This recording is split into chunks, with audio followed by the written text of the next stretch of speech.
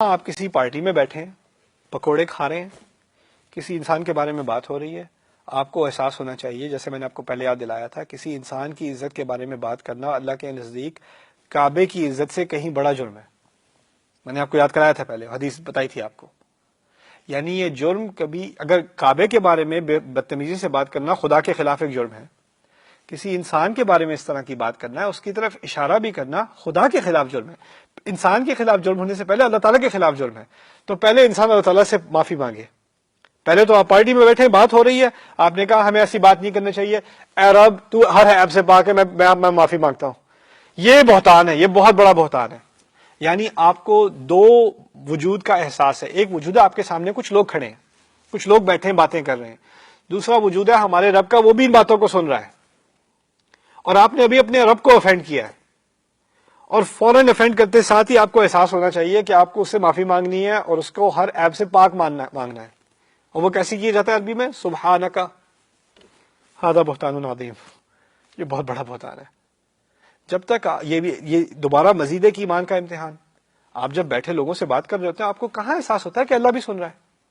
بلکہ آپ سوچ کر کہتے ہیں اگر میں ان کو کرٹیسائز کروں گا، ان لوگوں کو، ابھی اگر میں ان سے یہ کہوں گا کہ تم لوگوں کو ایسی باتیں نہیں کرنی چاہیے، ہمیں اس بارے میں بات نہیں کرنی چاہیے، میں اس میں شرکت نہیں کروں گا، اور آپ اٹھ کے چلے جاتے ہیں، جیسے ہی آپ اٹھ کے جائیں گے اگلا سبجیکٹ کون ہوگا؟ آپ ہوں گے۔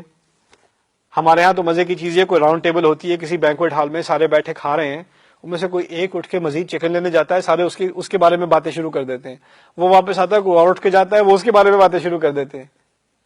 آپ نے تو اگر سین بنایا، کہا ہمیں ایسی باتیں نہیں کرنی چاہیے، غلط بات ہے، آپ جیسے ہی جائیں گے، پتہ نہیں کیا مولوی سمجھتے ہیں اپنے آپ کو، دیکھو ذرا یہ بڑے فرشتے آئے ہیں کہ ہمیں بتائیں گے کیا بات کرنی چاہیے کیا نہیں کرنی چاہیے۔ دیکھو ان کی پرسنل لائف دیکھی ہے آپ نے؟ یہ دیکھا ہے کہاں بزنس کرتے ہیں؟ ان کے بچوں کو دیکھا ہے آپ نے؟ ان کا یہ دیکھا ہے آپ نے؟ او ہو، پھر آپ کی جوڑنی ہے، آپ کو جو ادھیڑ کے کھانا ہے، لیکن اس کا آپ کو کوئی احساس نہیں، کیونکہ آپ کو پتا ہے وہ لوگ آپ کے پیچھے پڑے نہ پڑے، ایک دفعہ آپ کا خدا آپ سے ناراض ہو گیا نا، پھر آپ کی خیر نہیں۔ اسی وقت ان سب کی فکر کیے بغیر اللہ سے ہم کلام ہو کے، ان سب سے باتیں چھوڑ کے اللہ سے ہم کلام ہو کے سبحانکا، یہ بھی نہیں کہا سبحان اللہ، اللہ ہر عیب سے پاک ہے۔ اگر اللہ ہر عیب سے پاک ہے کہا ہوتا تو اس کا معنی یہ ہے کہ اللہ غائب میں ہے، اللہ کے بارے میں بات ہو رہی ہے، اللہ سے بات نہیں ہو رہی۔ سبحانکا میں تو ہر عیب سے پاک ہے میرا رب، اللہ سے براہ راست بات۔ اس بات کے دوران سب کو چھوڑو، براہ راست اللہ سے بات، پھر کہو ھذا بہتان عظیم۔ یہ اللہ تعالیٰ کی طرف سے خاص ایک ڈانٹ آئی ہے کہ جب تمہیں ایسی باتوں میں کوئی پڑھتا سنے تو اس بات کو یاد رکھنا، میرا رب تو ہر عیب سے پاک ہے، یہ بہتان ہے، میں اس میں شرکت نہیں کرتا۔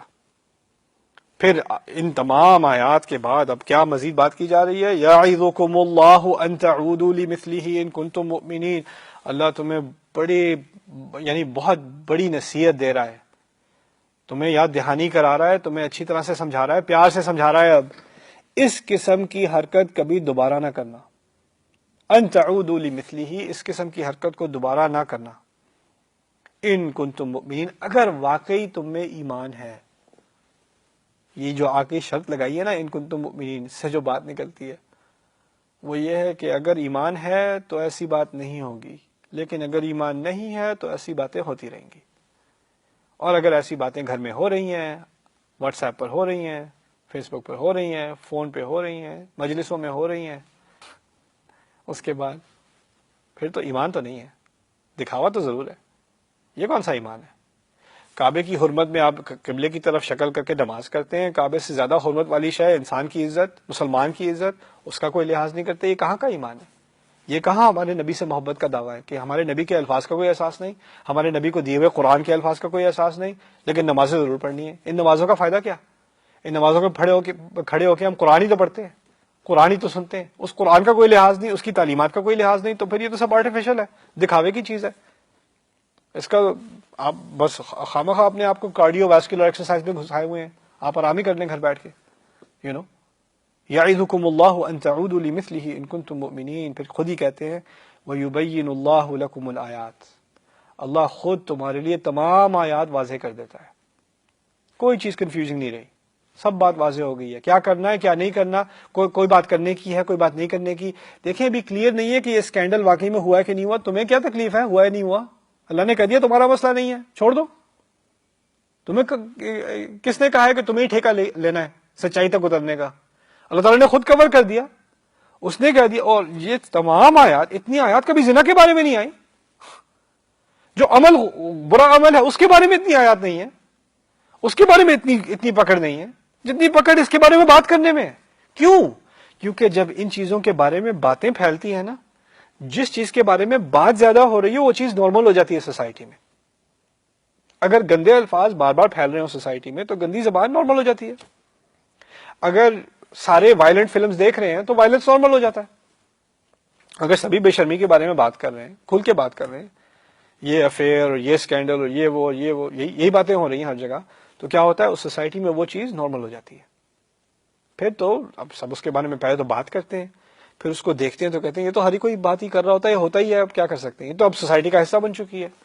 تو ہوتا یہ ہے کہ جو چیزیں ان نیچرل ہیں، جو ایول چیزیں ہیں، خراب چیزیں ہیں، سیئات ہیں، وہ لوگوں کو بالکل یعنی طبیعی لگنے لگتی ہیں، نارمل لگنے لگتی ہیں.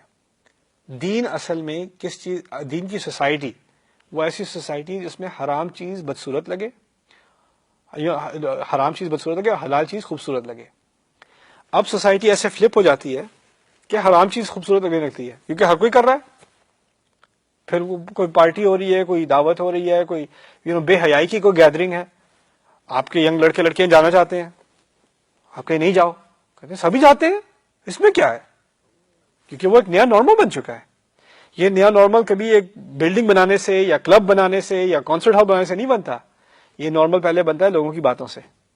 باتوں سے لوگوں کی سوچ بدلتی ہے، جب سوچ بدلتی ہے تو اعمال بدلتے ہیں، سوسائٹی بدل جاتی ہے. اسی لیے کہا ہے اللہ تعالیٰ یہ تمام واضح آیات تمہیں بتا رہا ہے، کلیریفائی کرا رہا ہے. واللہ علیم حکیم، اور اللہ علم والا ہے اور اللہ ہی حکمت والا ہے. آگے بات آ رہی ہے ان الذین یحبون ان تشیع الفاحشۃ فی الذین آمنوا. بہت مشکل آیت ہے. کہتے ہیں بے شک وہ لوگ جو بڑا چاہتے ہیں، ان کو بڑی محبت ہے اس سوچ سے، اس آئیڈیا سے کہ اہل ایمان کی سوسائٹی کے اندر فاحشہ یعنی بے حیائی پھیل جائے. کچھ لوگ ایسے ہیں جو ہماری سوسائٹی میں بے حیائی کو پھیلانا چاہتے ہیں، ان کے بارے میں اب تبصرہ ہے. سوال پیدا یہ ہوتا ہے نہ تو یہاں پر بےہودہ کپڑوں کی بات ہو رہی ہے، نہ یہاں پر زنا کرنے کی بات ہو رہی ہے، نہ یہاں پر الٹی سیدھے کس چیز کی بات ہو رہی ہے. بات ہو رہی تھی لوگوں کی عزت کے بارے میں باتیں کرنے کی، لوگوں کے پیچھے باتیں کرنے کی. اصل میں یہاں جو فاحشہ ہے نا، بے حیائی، اس کی دوسری ڈیمینشن کو ہائی لائٹ کیا گیا. ایک فاحشہ کی جو ڈیمینشن ہے، بے حیائی کی ڈیمینشن ہے، وہ کیا ہے؟ کپڑوں سے متعلق ہے، آپ کی باتوں سے متعلق ہے، آپ کی حرکتوں سے، آپ کے اعمال سے متعلق ہے، تعلقات سے متعلق ہے. دوسرا بے حیائی کا جو پہلا درجہ ہے، ایکچولی دوسرا نہیں پہلا درجہ ہے، وہ ہے کہ آپ بے حیائی کی باتوں کو، یعنی کسی کی عزت کے بارے میں باتوں کو نارمل کر دیں. یہی ہے بے حیائی پھیلانا سوسائٹی میں. اس کے بارے میں مزے لے کر بات کرنا. اور یہ تو ہم نے اب ایک ایسا کلچر بنا لیا ہے کہ بچے اسکول میں ایسی باتیں کرتے ہیں، کالج میں لڑکے لڑکیاں ایسی باتیں کرتے ہیں، فیملیز میں ایسی باتیں ہو رہی ہوتی ہیں.